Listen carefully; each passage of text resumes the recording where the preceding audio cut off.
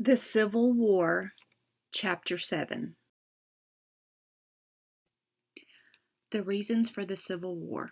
The Southern economy was based on slavery. Many Southerners thought that without slavery, they could not get the work done on their plantations. They would not be able to produce their crops. Many argued, however, that slavery was unchristian, that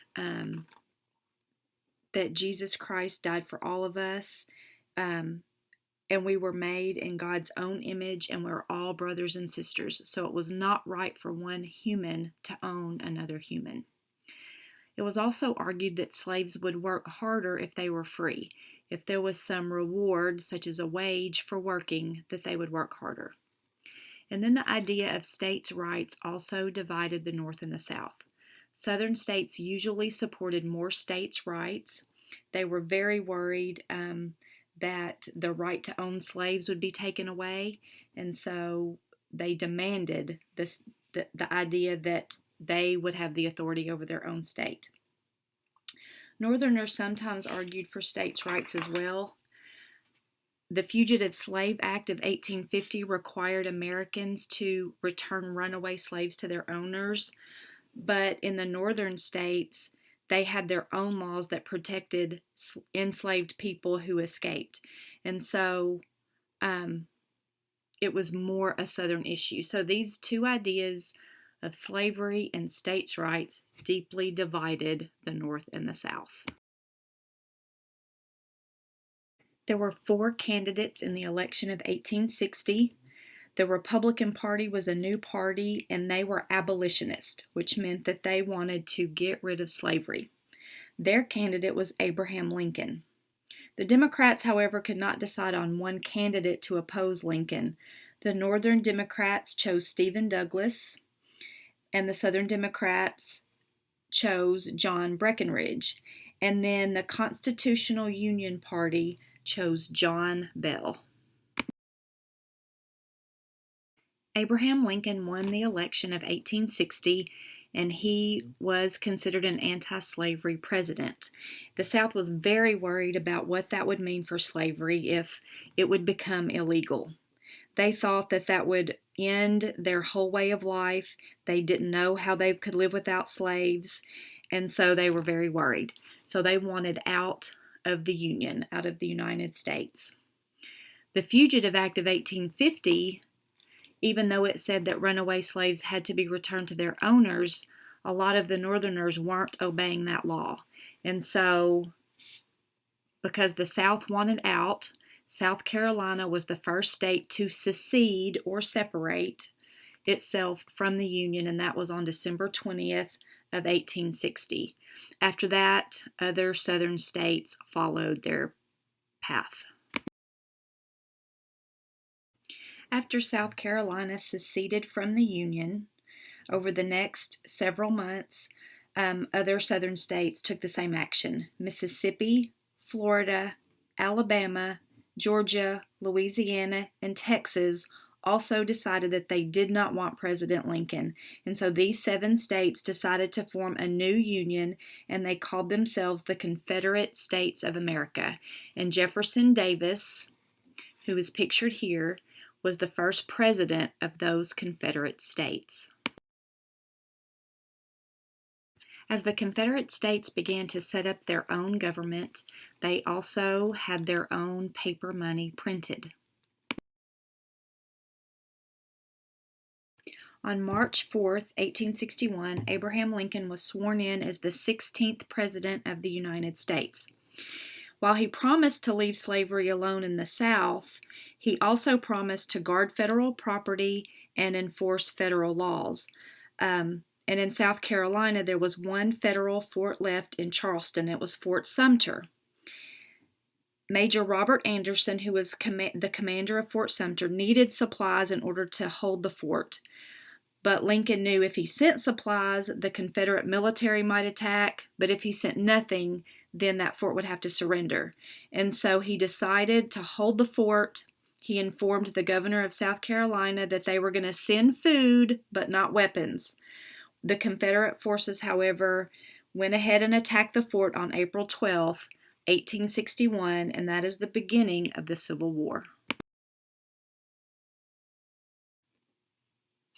Those soldiers fighting for the South were called the Confederates, and those fighting for the North were called the Union. The advantages for the North were that they had many more people. There were 22 million people in the North and only around 9 million people in the Confederacy. They had more railroads and factories in the North, so they could supply more weapons and uniforms. They could also ship troops and supplies more easily. Even without the railroads, the North could move supplies. They had more mules and horses. And finally, the North had a navy. The South had advantages too. They were fighting for their homeland, and they knew the land very well. It also took them less time to travel to their battles.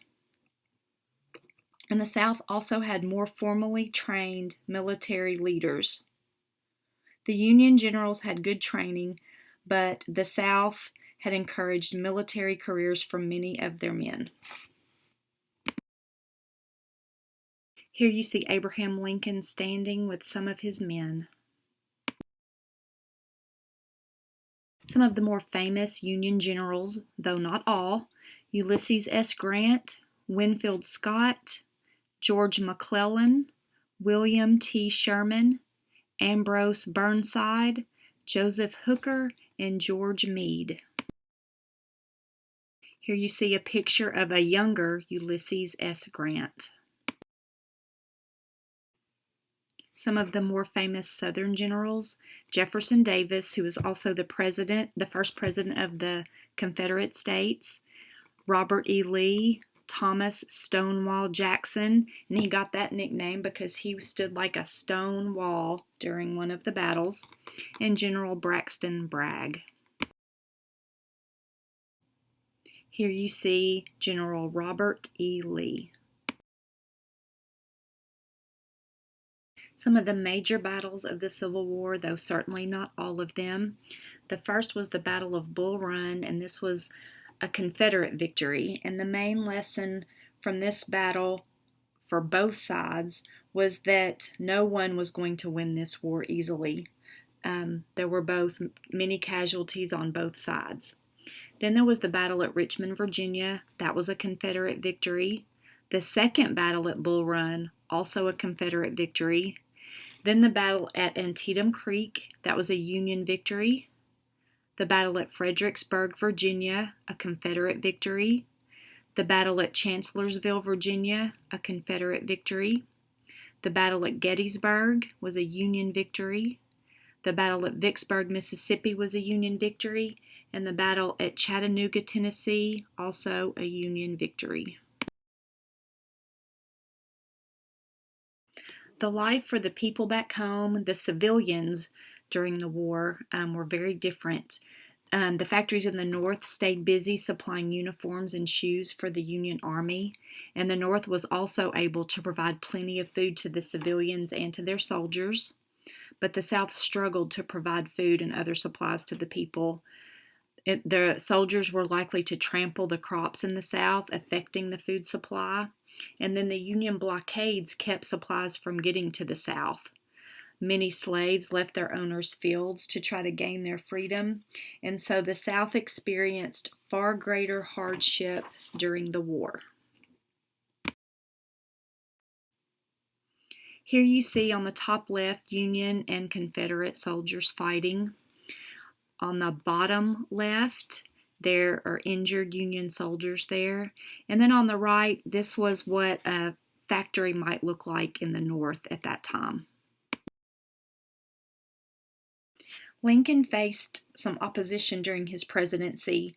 There were many in his party that thought he needed to get on with dealing with the issue of slavery, that he should go ahead and free the slaves, that he should have done that as soon as the war began, and they wanted him to take more action against slavery. And so he finally issued the Emancipation Proclamation in September of 1862. And he promised to free all slaves in the rebellious state, and those rebellious states meant the Confederacy. If the Union won the war, then slavery would be abolished. Abolish means to get rid of. But the war is not yet over. After the fall of Chattanooga, the Union forces advanced into Georgia because they wanted to get to Atlanta. Atlanta fell to the Union forces in September of 1864. The Confederate forces burned much of Atlanta on their way out so that nothing of value would fall into the Union soldiers' hands. General Sherman, who was a Union general, decided that on his way out of Atlanta, the Union forces would destroy anything left that might benefit the Confederacy. So he set everything on fire that would benefit the South as he left. And so because of those two fires, of course, Atlanta was left in ruins. Now, South Carolina was treated very harshly. Remember, they were the first to secede from the Union, and so they were not treated well at all. Sherman marched into Charleston and Columbia. And then on April 3rd, 1865, the Confederates burned anything of value in Richmond, Virginia, again, so that the Union forces could not get their hands on it. Lee and his troops were chased to Appomattox Courthouse in Virginia. He fled the city because of the fire, and then he surrendered less than a week later. On April 9th, 1865, Ulysses S. Grant and Robert E. Lee met to discuss the terms of this surrender. Lee and his officers were permitted to keep their swords and their horses, and it was clear the South had lost the war.